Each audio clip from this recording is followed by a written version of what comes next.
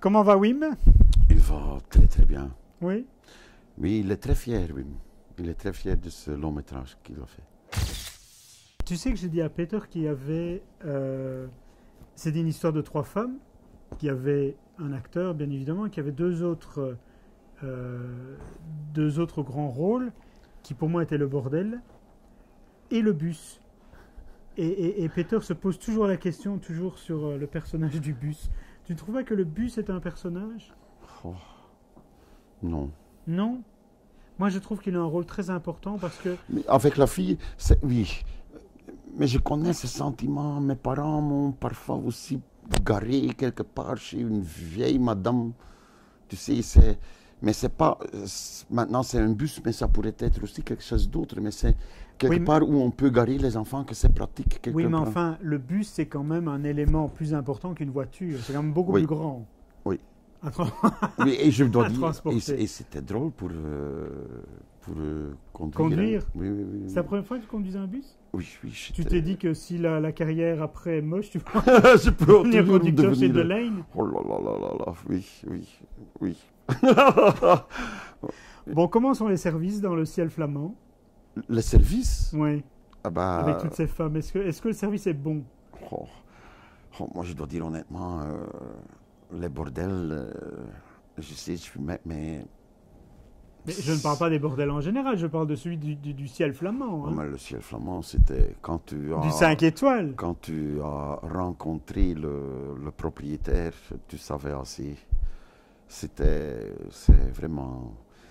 Si on avait filmé comment c'était vraiment, personne n'avait cru. La réalité, c'est toujours beaucoup plus pire que le cinéma. Oui. Si on montre la réalité au cinéma, les gens ne vont pas nous croire. C'était incroyable ce qu'il faisait là, ce mec. Mais j'ai expliqué à Sarah que j'habitais dans le quartier rouge à Bruxelles. Oui. Et donc mes voisines sont prostituées. Et donc je vais de temps en temps chez elles prendre le café et passer l'après-midi pour avoir les ragots du quartier. Oui.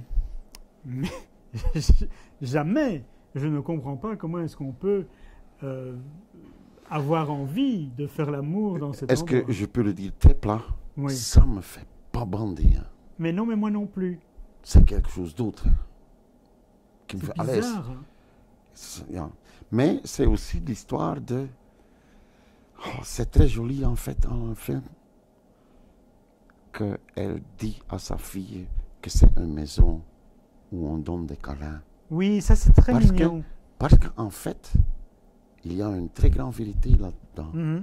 En fait, tous les mecs qui les visitent, ils crient pour l'amour, mais ils sont si pris par l'hypothèque de leur éducation, et si c'était l'école ou les parents ou où ils étaient dans le groupe, qu'ils sont incapables, qu'ils sont, je vais le dire plus plastique, constipés dans l'amour, ils ne savent pas trouver l'amour. Et puis exactement.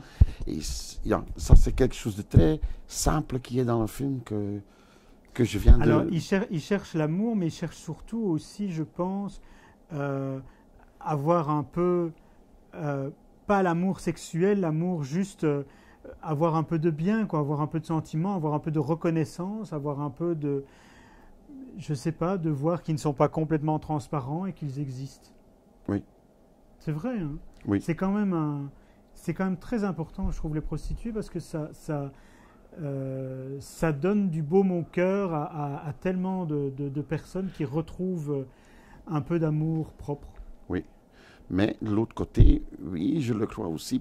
Ça, je trouve aussi très joli dans le film, le moment que l'enfant l'a entendu que c'est pour donner des câlins. À ce moment, tu vois, la maman prostituée qui embrasse son vieux client là. Mm-hmm, tout à fait. Et je crois aussi que la prostitution, il y a 50 ans, était beaucoup plus personnel, social, que je ne dis pas que ça existe encore, hein, ce fonction sociale, mais maintenant il y a beaucoup de maisons de putes et c'est le plus vite qu'ils jouissent et suivant et c'est plus ce contact, c'est plutôt aussi avec tout ce qu'on voit avec le porn, tout est plat et ça devient de plus dur et je crois dans le temps que c'était beaucoup plus sociale.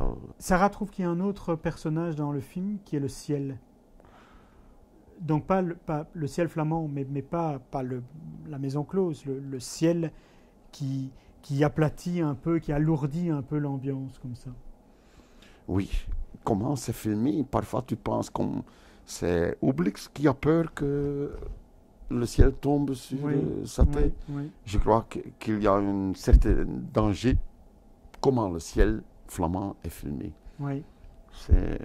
Oui. Le caméraman David Williamson, il est fantastique aussi. Comme moi et Sarah et Peter, en fait, on suit nos trips pendant qu'on fait le trip d'un tournage. C'est ça. Le caméraman, il le fait aussi. Il suit ce trip. Et avec... Micro. Comment? Je sais pas. Il s'endort comme ça de plus en plus. Je vais mettre mes pieds aussi. Hein. Donc, je voulais pas parler du drame dans le film parce que je voulais laisser les spectateurs on peut pas spoiler. Hein. On ne spoil pas. C'est un mot très à la mode, hein, le spoil. Spoil, oui. On ne peut plus rien dire, en fait. Tu trouves pas Spoiler. Mais ça dépend d'un film avec l'autre. Les films de Peter sont vraiment construits. Si tu sais déjà quelque chose de la fin, tu vas te dire « Ah, c'est dommage que je le savais. » Et des autres films, comme...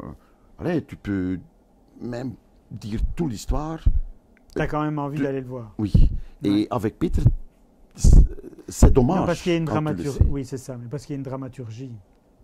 De petit en petit, c'est ça. Tu reçois l'information. Oui, tout à fait. C'était difficile pour toi de jouer ce rôle? Oui. Pourquoi? J'avais... c'est toute une histoire. Hein. J'avais un professeur, François Beuclaers, un grand comédien, et il m'a dit le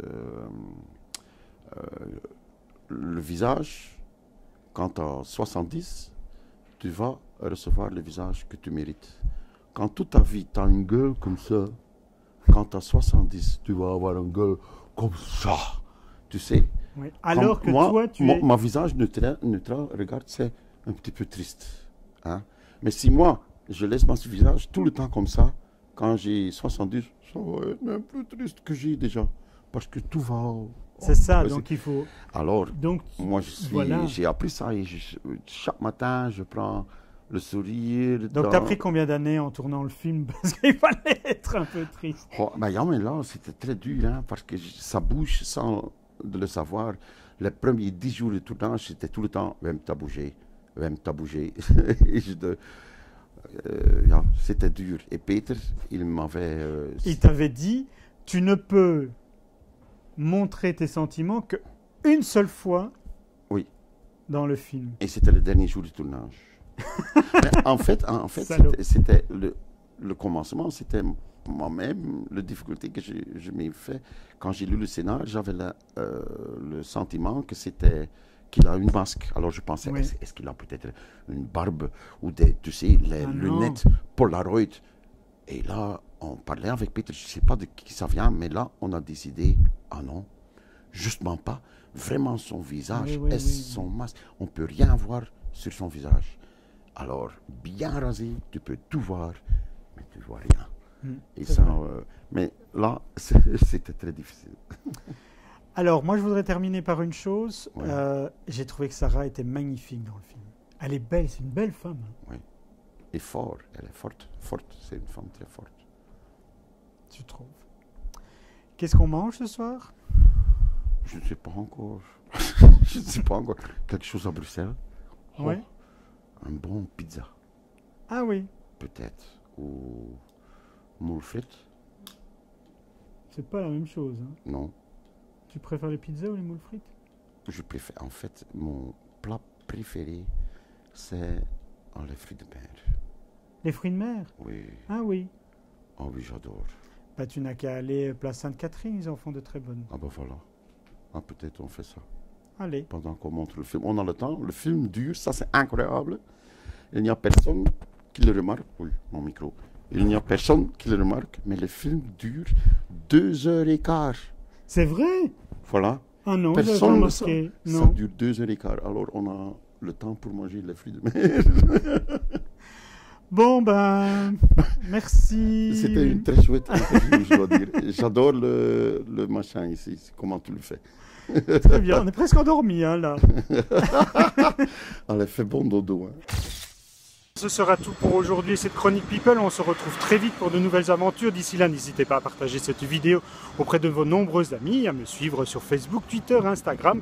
Abonnez-vous à ma page YouTube. À bientôt, bisous.